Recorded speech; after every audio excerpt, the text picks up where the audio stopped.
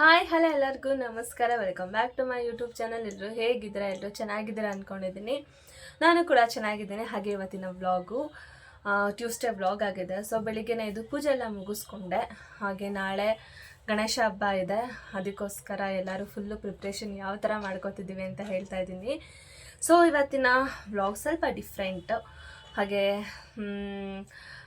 ಅಂದ್ಕೊಂಡಿದ್ವಿ ತುಂಬ ದಿನದಿಂದ. ಸೊ ಒಂದೇ ಥರ ಸ್ಯಾರಿ ತೊಗೋಬೇಕು, ಹಾಗೆ ಒಂದೇ ಥರ ಸ್ಯಾರಿ ಹಾಕೋಬೇಕು ಅಂತ. ಹೋದ ಸತಿ ಏನಾಗಿತ್ತು ಅಂದರೆ ಗಣೇಶ ಹಬ್ಬದಲ್ಲಿ ಸಡನ್ನಾಗಿ ನಾವು ಹೋಗಿರೋದ್ರಿಂದ ನಮಗೆ ಒಂದೇ ಥರ ಸ್ಯಾರಿನೂ ಸಿಕ್ಕಿರಲಿಲ್ಲ. ಸೊ ಹಿಂದ್ಗಡೆ ಕೊಟ್ರಸ್ ಅವರು 4 ಜನ ಇದ್ದರು. ಸೊ ಅವ್ರು ಬೇರೆ ಕಲರ್ ಸ್ಯಾರಿ ಹಾಕ್ಕೊಂಡಿದ್ರು, ಮುಂದ್ಗಡೆ ಒಂದಷ್ಟು ಜನ ಬೇರೆ ಕಲರ್ ಸ್ಯಾರಿ ಹಾಕ್ಕೊಂಡಿದ್ರು. ಸೊ ಹೀಗೆ ಈ ಸತಿ ಹಾಗಾಗಿಲ್ಲ, ಎಲ್ಲರೂ ಸೇರಿ ಪರ್ಚೇಸ್ ಮಾಡ್ಕೊಂಡು ಬಂದ್ರಿ. ಸೊ ಒಂದೇ ಥರ ಸೀರೆನ ಎಲ್ಲರೂ ಹುಡ್ಕೊತಾ ಇದ್ದೀವಿ.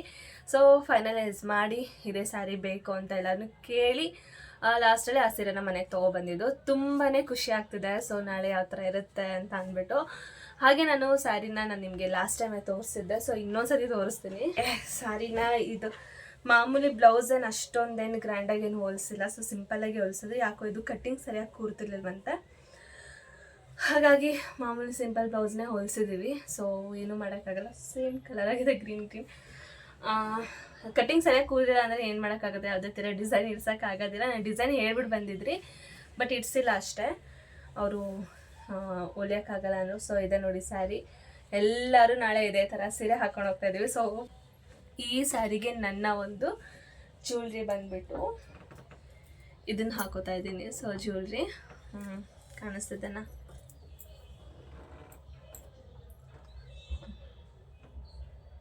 ಈ ಥರ ಇದೆ. ಸೊ ವೈಟ್ಗೆ ವೈಟ್ ಸ್ವಲ್ಪ ಗ್ರೀನ್ ಇದೆ, ಹಾಗಾಗಿ ಮ್ಯಾಚ್ ಆಗುತ್ತೆ ಅಂತ. ಇದು ಮುಂಚೆ ನನ್ನ ಹತ್ರ ಇತ್ತು, ಎಲ್ಲ ನನ್ನ ತೆಗೆದಿಟ್ಕೊಂಡಿದ್ದೆ. ಸದ್ಯಕ್ಕೆ ಇವಾಗ ಇದನ್ನೇನು ನಿಲ್ಸೋದು ಬೇಡ ಅಂತ ಮೇಲಿಟ್ಟಿದ್ದೆ. ಇದು ಸರ ನಮ್ಮ ಅಕ್ಕ ಹತ್ರ ಸೇರ್ಕೊಂಡಿತ್ತು ಅನ್ಸುತ್ತೆ. ಹೌದು, ಇದು ನಮ್ಮ ಅಕ್ಕ ಹತ್ರ ಸೇರ್ಕೊಂಡಿತ್ತು, ಶಾಂಭವಿ ಹತ್ರ. ಅವಳು ಇವಾಗ ಲಾಸ್ಟ್ ಟೈಮು ಸತ್ಯನಾರಾಯಣ ಪೂಜೆಗೆ ಬಂದ್ಲಲ್ವ, ಸೊ ಆವಾಗ ತಂದು ಕೊಟ್ಟಳು.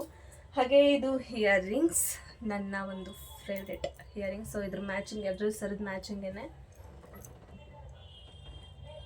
ನಾನು ಲಾಸ್ಟ್ ಟೈಮ್ ಒಂದು ಕಾಜಲ್ನ ಆರ್ಡ್ರ್ ಮಾಡಿದ್ದೆ, ರೆನೆ ಅವ್ರದ್ದು. ಚೆನ್ನಾಗಿತ್ತು, ಇದೊಂಥರ ಕಾಜಲು. ಸೊ ನಮಗಂತೂ ಸಖತ್ತಾಗಿ ಲುಕ್ ಕೊಡುತ್ತೆ, ನಮ್ಮ ಕಣ್ಣು ತುಂಬ ಹೈಲೈಟಾಗಿ ಕಾಣಿಸುತ್ತೆ ಇದನ್ನು ಹಾಕೋದ್ರಿಂದ. ಅದಕ್ಕೆ ನಾನು ಇದನ್ನು ನಿಮಗೆ ತೋರಿಸ್ಬೇಕು. ಸೊ ಇದು ಯಾವ ಪ್ರಮೋಷನ್ಗೋಸ್ಕರನೂ ಅಲ್ಲ, ಸುಮ್ಮನೆ ನನಗೆ ಇದನ್ನು ಚೆನ್ನಾಗಿದೆ ಅಲ್ವಾ. ಸೊ ಒಬ್ಬೊಬ್ರು ಹುಡುಕ್ತಾ ಇರ್ತೀರ ಒಂದೊಳ್ಳೆ ಕಾಜಲ್ಗೋಸ್ಕರ. ಸೊ ನಾನು ಈ ಥರ ಕಾಜಲನ್ನು ಮಾಮೂಲಿ ಯಾವಾಗಲೂ ಹಿಮಾಲಯನೇ ಬಳಸೋದು. ಬಟ್ ಎಲ್ಲಾದರೂ ಹೋಗಬೇಕಾದಾಗ ಇರಲಿ, ಸೊ ಸ್ಪ್ರೆಡ್ ಆಗಿಬಿಡುತ್ತಲ್ಲ ಹಿಮಾಲಯ ಎಲ್ಲ.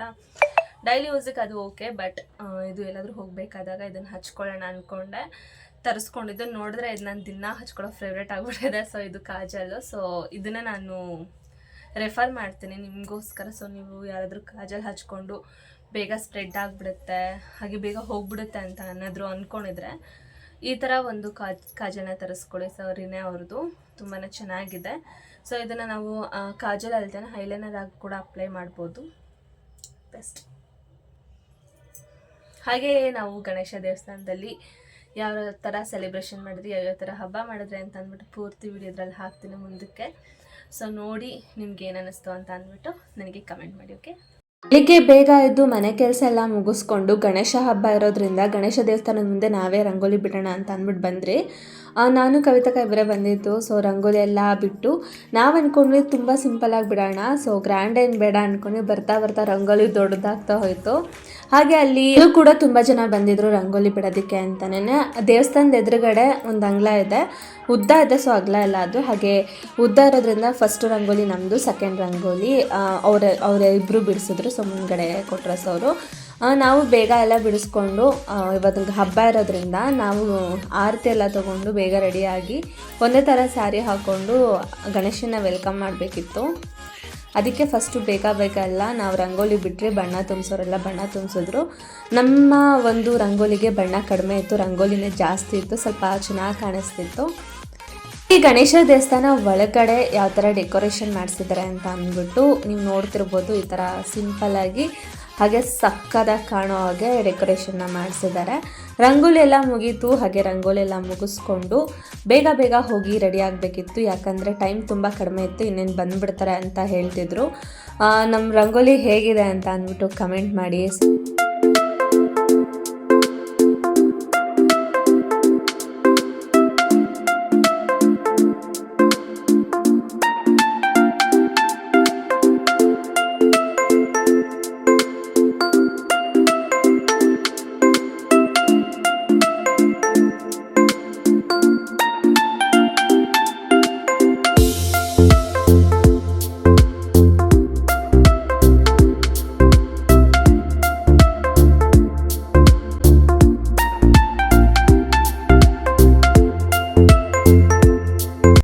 ರಂಗೋಲಿ ಅಂತೂ ಫುಲ್ ಕಲರ್ಫುಲ್ಲಾಗಿ ಕಾಣಿಸ್ತಿತ್ತು, ತುಂಬಾ ಚೆನ್ನಾಗಿ ಕಾಣಿಸ್ತಿತ್ತು.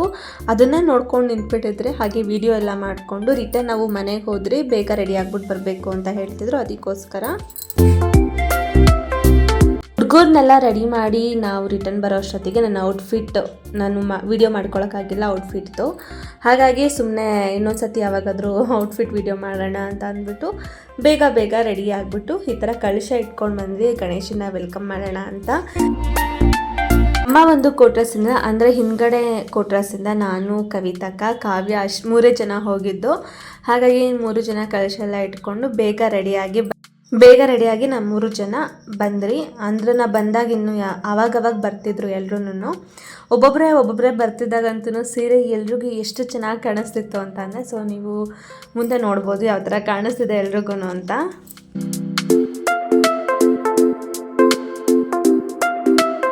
ನಾವು ಸ್ವಲ್ಪ ಬೇಗ ಬಂದಿದ್ದಕ್ಕೆ ನಮಗೆ ರೀಲ್ಸ್ ಮಾಡೋದಕ್ಕೆ ಹಾಗೆ ಫೋಟೋ ಎಲ್ಲ ಇಟ್ಕೊಳ್ಳೋದಕ್ಕೆ ಒಂದು ಸ್ವಲ್ಪ ಟೈಮ್ ಸಿಕ್ತು. ಹಾಗೆ ಫೋಟೋ ಎಲ್ಲ ತಕ್ಕೊಂಡು ರೀಲ್ಸ್ ಎಲ್ಲ ಮಾಡಿ ಗಣೇಶ ಇನ್ನೇನು ಬರ್ತಿದ್ದ ಗೇಟ್ ಹತ್ರ ಅಂತ ಅಂದು ಸೊ ನಾವೆಲ್ಲರೂ ಕೂಡ ಗೇಟ್ ಹತ್ರ ಹೋದ್ರಿ ಗಣೇಶನ ಕರ್ಕೊಂಡು ಬರೋದಕ್ಕೆ ಅಂತ.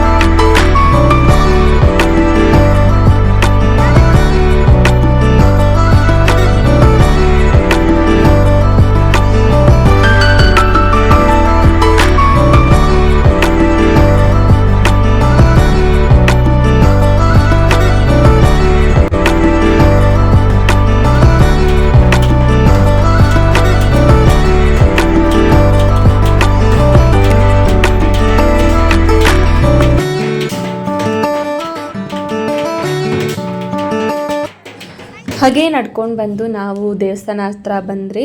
ಎಲ್ಲರೂ ಆರತಿ ಇಟ್ಕೊಂಡು ಕಾಯ್ತಾ ಇದ್ದಾರೆ ಗಣೇಶ ಬರೋದಕ್ಕೆ. ಅಷ್ಟೊತ್ತಿಗೆ ನಮ್ಮ ಗಣೇಶ ಬಂದರು.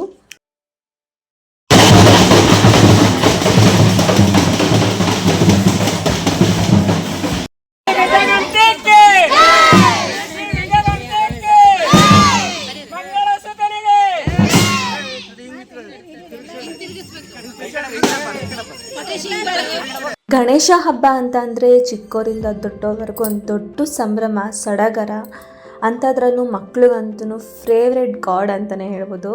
ಯಾಕೆ ಅಂತಂದರೆ ಗಣೇಶನ ಅಷ್ಟು ಇಷ್ಟಪಡ್ತಾರೆ. ಸೊ ಕರ್ಕೊಬರ್ಬೇಕಾದಾಗೂ ಅಷ್ಟೇ ಅಷ್ಟು ಖುಷಿಯಿಂದ ಕರ್ಕೊಬರ್ತಾರೆ. ಗಣೇಶ ಚತುರ್ಥಿ ಹಬ್ಬವನ್ನು ವಿಘ್ನ ವಿನಾಶಕ, ಬುದ್ಧಿಜ್ಞಾನ ನೀಡುವ ದೇವರಾದ ಶ್ರೀ ಗಣೇಶನ ಜನ್ಮದಿನ ಎಂದು ಆಚರಿಸುತ್ತಾರೆ. ಇದರ ಹಿನ್ನೆಲೆ ಪುರಾಣಗಳ ಪ್ರಕಾರ ಭಗವಾನ್ ಗಣೇಶನು ಭಾದ್ರಪದ ಮಾಸದ ಶುಕ್ಲ ಚತುರ್ಥಿಯಂದು ಜನಿಸಿದರು. ಗಣೇಶನು ಮೊದಲ ಪೂಜಿಸಲ್ಪಡುವ ದೇವರು. ಯಾವ ಕೆಲಸ ಶುರು ಮಾಡಿದ್ರೂ ಮೊದಲ ಗಣೇಶನನ್ನು ನೆನೆಸಿಕೊಳ್ಳುತ್ತೇವೆ. ಗಣಪತಿ ಹಬ್ಬ ಮಾಡೋದ್ರಿಂದ ಮನೆಯಲ್ಲಿ ಶಾಂತಿ, ಸಮೃದ್ಧಿ, ಬುದ್ಧಿ, ಯಶಸ್ಸು, ಒಗ್ಗಟ್ಟು ಬರುತ್ತದೆ ಎಂದು ನಂಬಿಕೆ ಇದೆ. ಹಬ್ಬ ಮಾಡುವ ಉದ್ದೇಶ ವಿಘ್ನ ನಿವಾರಣೆಗೆ, ಜೀವನದ ಅಡಚಣೆಗಳನ್ನು ತೊಡೆದುಹಾಕಲು, ಹೊಸ ಆರಂಭ, ಮನೆ ವ್ಯವಹಾರ ಜೀವನದಲ್ಲಿ ಶುಭಾರಂಭಕ್ಕೆ ಒಳ್ಳೆಯದು. ಕುಟುಂಬ ಒಗ್ಗಟ್ಟು, ಎಲ್ಲರೂ ಸೇರಿ ಗಣೇಶನನ್ನು ಸ್ವಾಗತಿಸಿ ಭಕ್ತಿಯಿಂದ ಹಬ್ಬ ಆಚರಿಸುವುದು. ಪರಿಸರ ಪ್ರೀತಿ, ಮಣ್ಣಿನ ಗಣೇಶ ಬಳಸಿ ಪರಿಸರ ಕಾಪಾಡುವ ಸಂದೇಶ.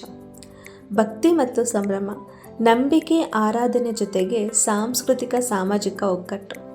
ಆದ್ದರಿಂದ ಗಣೇಶ ಹಬ್ಬವು ಭಕ್ತಿ, ಒಗ್ಗಟ್ಟು, ಸಂಭ್ರಮ ಮತ್ತು ಶುಭ ಆರಂಭ ಸಂಕೇತವಾಗಿದೆ. ಹಾಗೆ ಮುಂಚೆ ನಮ್ಮ ಮನೇಲೂ ಕೂಡ ಗಣೇಶನ ತರ್ತಿದ್ರು. ಅಂದರೆ ತವ್ರ ಮನೇಲಿ ಗಣೇಶನ ತಂದು ಪೂಜೆ ಎಲ್ಲ ಮಾಡ್ತಿದ್ರು. ಹಾಗೆ ಒಟ್ಟಿಗೆ ಕೂತು ಊಟ ಮಾಡೋದೇ ಚೆಂದ ಅಲ್ವಾ. ಆ ಟೈಮಲ್ಲಿ ನಮ್ಮ ಚಿಕ್ಕಪ್ಪ ಅವರೆಲ್ಲ ಸೇರಿ ಮನೆಯೆಲ್ಲ ಡೆಕೋರೇಷನ್ ಮಾಡಿ ಹಾಗೆ ಗಣೇಶನ ಮತ್ತು ಗೌರಿನ ತರ್ತಾಯಿದ್ರು. ನಮ್ಮ ಚಿಕ್ಕಪ್ಪ ಅವರೆಲ್ಲ ಡೆಕೋರೇಷನ್ ಮಾಡೋದಾದರೆ, ಈ ಕಡೆ ನಮ್ಮ ಮಮ್ಮಿ ಮತ್ತು ನಮ್ಮ ಚಿಕ್ಕಮ್ಮ, ನಮ್ಮ ಅಜ್ಜಿ ಅವರೆಲ್ಲ ಸೇರಿ ಅಡುಗೆನ ಮಾಡ್ತಾಯಿದ್ರು. ತುಂಬ ವೆರೈಟಿ ಡಿಶಸ್ನ ಮಾಡ್ತಿದ್ರು. ಅದರಲ್ಲೂ ಗಣೇಶನಿಗೆ ಪ್ರಿಯವಾದದ್ದು ಕಡುಬಂತೂ ಮಾಡ್ತಾಯಿದ್ರು ಯಾವಾಗ್ಲೂ. ಹಾಗೆ ನನಗೂ ಅದು ತುಂಬಾ ಫೇವ್ರೆಟ್, ಆ ಒಂದು ಕಡುಬು. ಅದನ್ನಂತೂ ನಾನು ಈ ಒಂದು ಹಬ್ಬದಲ್ಲಿ ಮಿಸ್ ಮಾಡ್ಕೋತಾ ಇದ್ದೀನಿ. ಸೊ ಹೋಗೋಕ್ಕಾಗ್ತಿಲ್ವಲ್ಲ ಅನ್ನೋ ಒಂದು ಬೇಜಾರಿಗೆ. ಹಾಗೆ ನಿಮ್ಮ ಮನೇಲಿ ಯಾವ ಥರ ಹಬ್ಬನ ಮಾಡ್ತಿದ್ರು ಅಂತ ನನಗೆ ಕಮೆಂಟ್ ಮಾಡಿ, ಯಾವುದೇ ಕಾರಣಕ್ಕೂ ಮರಿಬೇಡಿ. ಇವತ್ತಿನ ವ್ಲಾಗ್ ಇಲ್ಲಿಗೆ ಎಂಡ್ ಮಾಡ್ತಾ ಇದ್ದೀನಿ. ಇನ್ನಷ್ಟು ವಿಡಿಯೋಗಳ ಜೊತೆ ನಾನು ಮುಂದೆ ಬರ್ತಾ ಇರ್ತೀನಿ. ಹಾಗೆ ನಾನು ನೆಕ್ಸ್ಟು ಗಣೇಶ ಹಬ್ಬದ್ದು 3ನೇ ದಿನದ ವ್ಲಾಗ್ ಕೂಡ ಹಾಕ್ತಿದ್ದೀನಿ. ಸೊ ಆವತ್ತಿನ ದಿನ ನಮ್ಮ ಕೊಟ್ರಸಲ್ಲಿ ಏನೇನೆಲ್ಲ ಮಾಡ್ತಾರೆ ಅಂತ ಅಂದ್ಬಿಟ್ಟು ತುಂಬಾ ಚೆನ್ನಾಗಿತ್ತು ಈ ಒಂದು ಹಬ್ಬದ ದಿನ ಅಂತೂ. ಸೊ ಇವತ್ತಿನ ವ್ಲಾಗ್ಲಿಗೆ ಎಂಡ್ ಮಾಡ್ತಾ ಇದ್ದೀನಿ. ಈ ವಿಡಿಯೋ ನಿಮ್ಗೇನಾದರೂ ಇಷ್ಟ ಆಗಿದರೆ ದಯವಿಟ್ಟು ಲೈಕ್ ಮಾಡಿ, ಶೇರ್ ಮಾಡಿ, ಸಬ್ಸ್ಕ್ರೈಬ್ ಮಾಡಿ. ಇನ್ನಷ್ಟು ವಿಡಿಯೋಗಳ ಜೊತೆ ನಾನು ನಿಮ್ಮ ಮುಂದೆ ಬರ್ತಾ ಇರ್ತೀನಿ. ನಿಮಗೆ ನನ್ನ ಕಡೆಯಿಂದ ಯಾವ್ದಾದ್ರು ವಿಡಿಯೋ ಬೇಕು ಅಂತ ದಯವಿಟ್ಟು ಕಮೆಂಟ್ ಮಾಡಿ. Thank you so much. Love you all. Bye.